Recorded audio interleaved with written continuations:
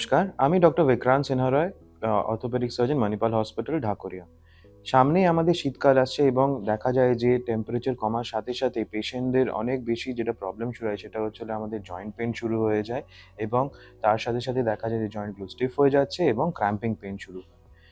Usually এগুলো হয় হচ্ছে কারণ টেম্পারেচার কমে গেলে আমাদের বাড়ির বাইরে বেরোনোর অভ্যাসটা কমে যায়। আমরা বেশি বাড়ির মধ্যে থাকি এবং তার সাথে সাথে টেম্পারেচারের সাথে সাথে আমাদের ব্লাড ফ্লো গুলোও কিন্তু জয়েন্টে এবং মাসলে কমে যায়।